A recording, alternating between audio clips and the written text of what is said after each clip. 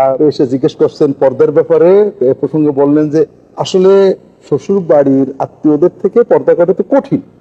Joint ফ্যামিলিতে থাকা হয়, সামনে এসে যায়, খাবার দিতে হয়, কথা বলে, এই জন্য একটু ওজোর যে এদের সাথে একটু পর্দা ছাড়া থাকা যায় কিনা। তখন ছোট ভাই। ছোট ভাইয়ের মতোই তখন রাসূলুল্লাহ সাল্লাল্লাহু আলাইহি ওয়াসাল্লাম বললেন এরা মৃত্যুর মতো, অর্থাৎ যেখানে ভয় সবচেয়ে বেশি, কাজেই এখানে পর্দা তো করতেই হবে, সচেতনতা বেশি রাখতে হবে।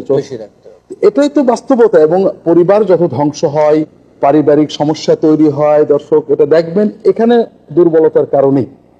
কাজেই আমরা বৈবাহিক সম্পর্কে যাদের আত্মীয় পেয়েছি, যেমন একজন মহিলা পেয়েছেন দেবর, একজন পুরুষ পেয়েছেন শালিকা বা এই ধরনের আত্মীয়, এদের সাথে সম্পর্ক নতুন, এখানে দুর্বলতা করা আমরা অনেক সময় মনে করি এখানে সামান্য কিছু ত্রুটি বিচ্যুতি গুলো দিনদার মানুষও করে। এমনকি অনেক সময় আমাদের সমাজে আলেম মানুষ তারাও এটা সামান্য কিছু মনে করেন।